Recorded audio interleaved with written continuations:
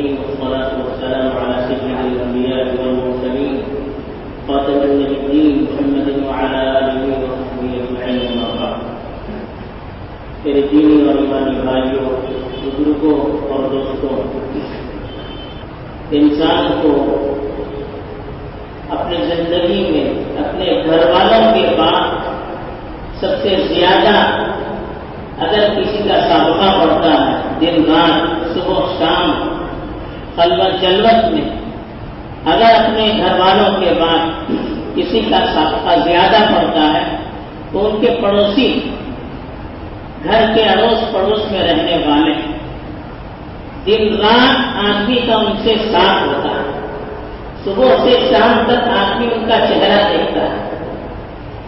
تو اس لیے پڑوسیوں کے حقوق کا ہر زمانے میں لحاظ رکھا گیا. جاہلیت کے دور میں جن کی کوئی اپنی شریعت نہیں تھی، اپنا کوئی قانون نہیں تھا ان کا، اس دور کی شاعری کا بھی جب ہم مطالعہ کرتے ہیں تو جاہلیت کے دور کے شعراء جن خصوصیات کی وجہ سے خاص طور پر فخر کیا کرتے تھے دوسرے پر، وہ اپنے پڑوسی کی، اچھے پڑوسی کی وجہ سے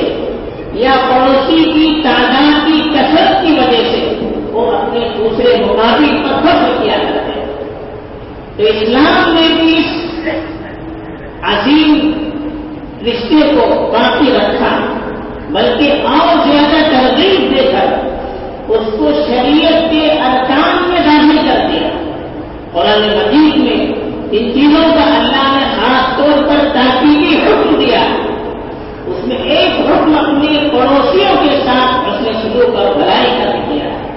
چنانچہ ارشاد فرمایا وَاعْبُدُوا اللَّهَ وَلَا تُشْرِكُوا بِهِ شَيْئًا، اللہ کی عبادت کرو اور اس کے ساتھ کسی کو شریک نہ کرو. وَبِالْوَالِدَيْنِ إِحْسَانًا، اور اپنے والدین کے ساتھ حسن سلوک کرو. وَبِذِي الْقُرْبَى وَالْيَتَامَى وَالْمَسَاكِينِ، اور اپنے رشتے داروں کے ساتھ، یتیموں کے ساتھ، مسکینوں کے ساتھ حسن سلوک کرو. اور وَلِجَارِ ذِي الْقُرْبَى وَلِجَارِ الْجُنُبِ وَالصَّاحِبِ بِالْجَنبِ، تاکہ اپنے پڑوسیوں کے ساتھ، چاہے وہ پڑوسی رشتے دار ہوں یا گھر کے پڑوسی ہوں یا سفر کے پڑوسی ہوں، جس طرح کی بھی پڑوسی ہوں، ان کے ساتھ حسن سلوک کرنا یہ بھی شریعت کا ایک حصہ ہے. اس لیے علماء نے اس کو بھی واجبات میں سے قرار دیا ہے. اللہ کے رسول صلی اللہ علیہ وسلم نے ایک حدیث میں یہاں تک ارشاد فرمایا کہ مَا زَالَ جِبْرِيلُ يُوصِينِي بِالْجَارِ حَتَّىٰ ظَنَنْتُ أَنَّهُ سَيُوَرِّثُهُ، کہا کہ حضرت جبرائیل برابر پڑوسی کے سلسلے میں مجھے وصیت کرتے رہے، یہاں تک کہ مجھے گمان ہونے لگا کہیں وہ اس کو وراثت میں بھی حقدار نہ بناتے. اتنی تاکید اللہ کی طرف سے کی جاتی رہی کہ اللہ کے رسول سمجھنے لگے کہ کہیں اتنی تاکید کی وجہ سے مرنے کے بعد جیسے رشتے دار وارث ہوتے ہیں ویسے پڑوسیوں کو بھی وارث نہ بنایا جائے. تو اس لیے پڑوسیوں کی حقوق کی بڑی تاکید آئی، اور پڑوسیوں کے سلسلے میں اس کا کوئی فرق نہیں ہے کہ وہ پڑوسی مسلمان ہو یا غیر مسلم. غیر مسلم بھی اگر ہمارا پڑوسی ہے تو اس کے ساتھ بھی حسن سلوک کرنا ضروری ہے. تو اسی لیے حسن سلوک کے اعتبار سے پڑوسیوں کی 3 قسمیں بتائیں. ایک تو پڑوسی جس کا صرف پڑوسی ہونے کی وجہ سے حق ہوتا ہے، وہ ہے آپ کا غیر مسلم پڑوسی. چنانچہ حضرت ابن عمر رضی اللہ تعالیٰ عنہ کی روایت بخاری شریف میں بھی ہے، ابو داؤد میں بھی ہے، ایک مرتبہ ان کے یہاں کوئی خاص کھانا پکایا گیا تو انہوں نے اپنے خادم سے پوچھا کیا میرے یہودی پڑوسی کو آپ نے بھیج دیا؟ پھر پوچھا کیا میرے یہودی پڑوسی کو آپ نے کچھ تحفہ اس میں سے بھیج دیا؟ پھر پوچھا، 3 مرتبہ پوچھا تو اس شخص نے کہا آپ اتنی تاکید کیوں کر رہے ہیں، وہ تو غیر مسلم ہے. فرمایا اللہ کے رسول صلی اللہ علیہ وسلم نے ارشاد فرمایا مَا زَالَ جِبْرِيلُ يُوصِينِي بِالْجَارِ حَتَّىٰ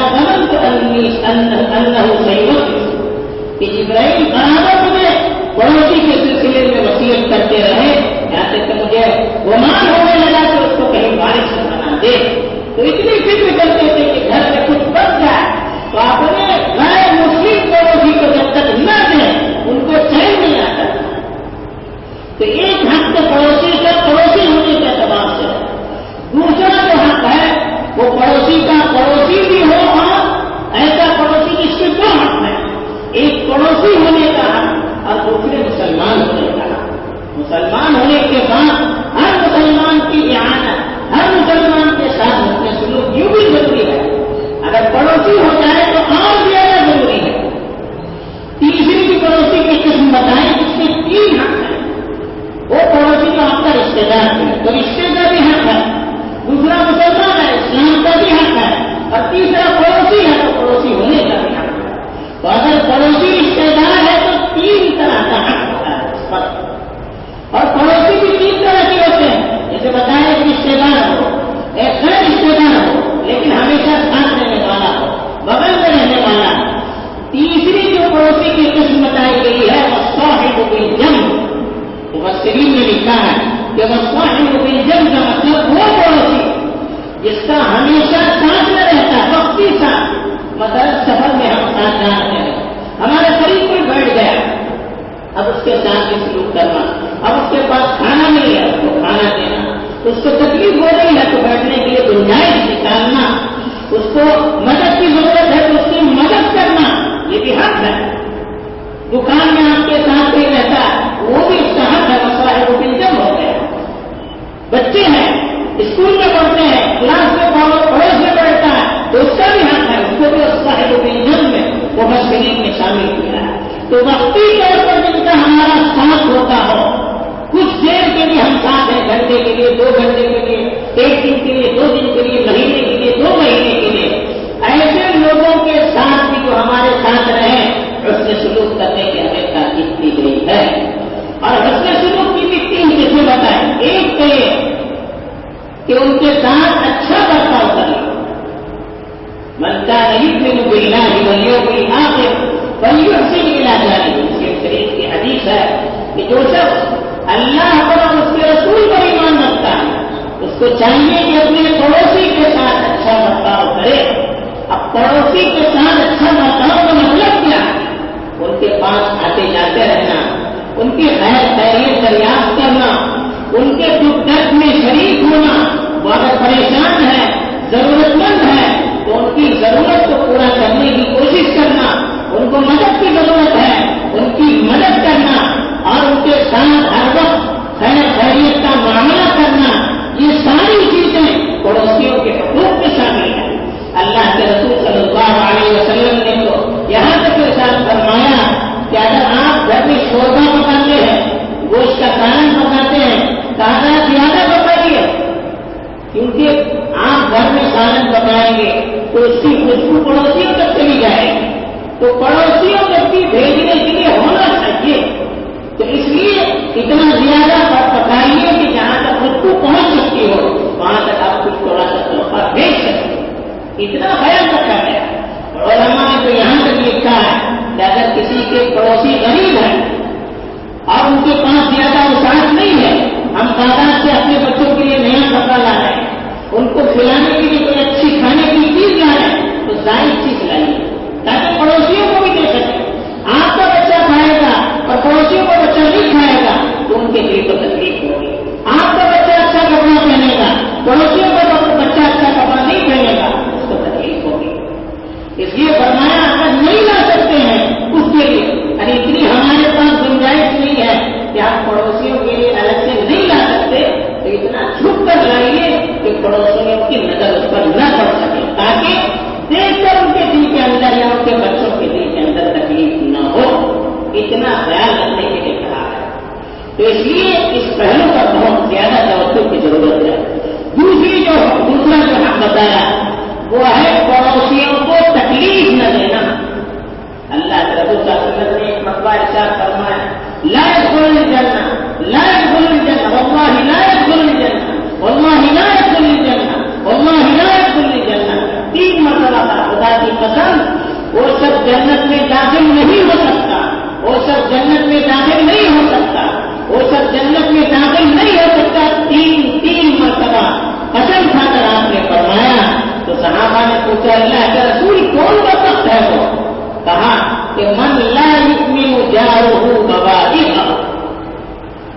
فرمایا جس کی تکلیف سے اس کا پڑوسی محفوظ نہ ہو، یعنی جس کی وجہ سے اس کے پڑوسی کو اگر تکلیف ہوتی ہے تو وہ شخص چاہے جتنا بڑا عبادت گزار ہو وہ جنت میں نہیں جا سکتا۔ پڑوسی کو تکلیف کتنی صورتیں ہو سکتی، بہت صورتیں ہو سکتی ہیں۔ ایک صورت تو یہ ہم اچھا کھا رہے ہیں، وہ پریشان ہے، کچھ نہیں کھلا، یہ ایک صورت ہے۔ دوسرے کہ ہم اکثر و بیشتر ہم سے اس طرح کی غلطیاں ہو جاتی، کیا ہے وہ؟ اب ہمارے گھر کا پورا کر باہر پھینک دیں، اپنے گھر کو تو کام کرنے کی کوشش، جہاں پھینکیں گے یا تو کسی کے سامنے گرے گا یا کسی کے پڑوس میں گرے گا۔ اب اس کو تکلیف ہو رہی، ہمیں احساس نہیں، ہم سوچ رہے کہ ہمارے گھر صاف ہو گیا، اب پڑوسیوں کے گھر کے سامنے ہم نے گندگیاں پھینک دی، اب یا تو سامنے والے کے سامنے گر رہی ہے یا پڑوسیوں کے سامنے گرتے، کتنی تکلیف ہوتی ہے۔ اب گھر کا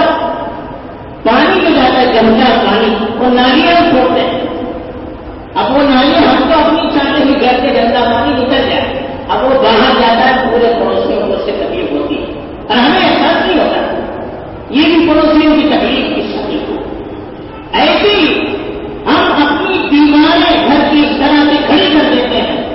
کیا پڑوسیوں کو ہوا نہیں آتی، ہوائیں ان سے رک جاتی ہیں، اب ان کو ہم تکلیف دے رہے ہیں، تو یہ بھی پڑوسیوں کو تکلیف ہے۔ ہم اپنی دیوار کو اتنا آگے بڑھا دیتے ہیں کہ ایک حصہ پڑوسیوں کے اندر بھی داخل ہو جاتا ہے، گویا پڑوسیوں کے گھر کی تھوڑی سی جگہ ہمارے کمپاؤنڈ کے اندر داخل ہو جائے وہ گئی، اب اس سے بھی ان کو تکلیف، یہ بھی پڑوسیوں کو تکلیف۔ اپنی چھت اتنی دور کرتے ہیں کہ بارش کا پانی گرتا ہے تو پڑوسیوں کے گھروں میں جا کر گرتا ہے، اس سے بھی تکلیف۔ تو اس طرح کی تکلیف کی بہت ساری شکلیں ہوتی ہیں، احساس نہیں ہوتا، اور ہماری وجہ سے پڑوسیوں کو تکلیف ہو رہی ہے۔ بعض مرتبہ کوئی پروگرام ہوتا ہے، شادی ہوتی ہے، اتنے زور سے ہم دفتر بجاتے ہیں یا ایسی شور سے ہم کوئی شور شرابہ کرتے ہیں، اس کی وجہ سے پڑوسیوں کو پوری تکلیف ہو رہی ہے، پڑوسیوں کی نیند خراب ہو رہی، ہمیں احساس نہیں ہو رہا۔ ہم سمجھتے ہیں کہ اپنی خوشیاں منا رہے ہیں، لیکن ہماری خوشیوں کی وجہ سے ہمارے پڑوسیوں کو تکلیف پہنچ سکتی ہے۔ ایسے ہی ہم محلے میں گاڑیاں ایسی رکھتے ہیں کہ اس کی آواز سے پورے محلے والوں کی نیند خراب ہو جاتی ہے، گھر گھر جا رہے ہیں، آ رہے ہیں، اب بچے سو رہے ہیں، بیمار سو رہے ہیں، رات کا وقت ہے، دوپہر کا وقت، کوئی ہمیں احساس نہیں، ہم تو سمجھتے کہ نہیں ہم اپنا کام کر رہے ہیں، آپ تو اپنا کام کر رہے ہیں، آپ کی وجہ سے کتنوں کو تکلیف ہو رہی ہے، کتنوں کی نیندیں خراب ہو رہی ہے، کتنوں کی بیماریوں میں اضافہ ہو رہا ہے، کتنوں کی پریشانیاں بڑھ رہی ہے، یہ ہمیں احساس نہیں ہو پاتا ہے۔ ہم تو اپنی بے احساسی میں لاشعوری میں ہر کام کرتے چلے جاتے ہیں، حالانکہ ہماری وجہ سے اگر کسی پڑوسی کو محلے والے کو تکلیف ہو جائے تو اللہ کے رسول نے تو یہاں تک فرمایا اور جنت میں داخل نہیں ہو سکتا جب تک کہ ان سے معافی تلافی نہ کرے۔ اور تیسری جو شکل ہے پڑوسیوں کے حقوق کی، وہ یہ بھی بتائی گئی کہ پڑوسی اگر کوئی بیچارہ ہوتا ہے انسان ہونے کے ناطے اس کے اندر کوئی غلط عادتیں ہیں، وہ ہمیں پریشان کرتا ہے، وہ ہمیں تکلیف دے رہا ہے، پڑوسیوں سے کہا کہ تکلیف نہ دو، اگر سامنے والے سے تکلیف ہوتی ہے تو پڑوسیوں سے یہ بھی کہا گیا کہ آپ ذرا صبر کریں، آپ برداشت کریں، چھوٹی چھوٹی چیزوں کو آپ ہفتا نہ بنائیں، ان کا کوئی پتا گر رہا ہے ہمارے محلے میں شور مچا ہے، کہیں کہیں بیچارے غلطی سے پانی گر گیا، گندگی گر گئی، ہم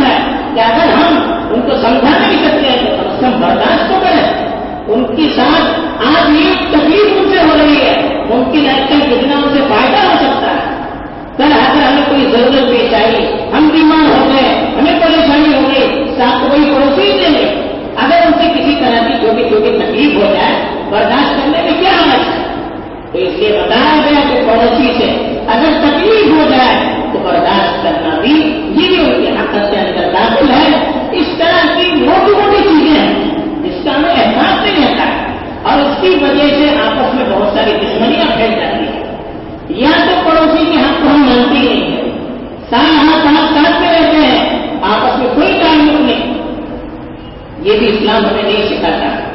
پڑوسی کے ساتھ ہمدردی کا کوئی سلوک نہیں, آنا جانا, ان سے باتیں کرنا, ان کو تحفہ ہدیہ بھیجنا, ان کی گفتگو میں شریک ہونا, یہ ساری چیزیں اب ختم ہوتی چلی جا رہی ہیں. حالانکہ شریعت نے اس کو ایمان کا ایک حصہ بنا دیا.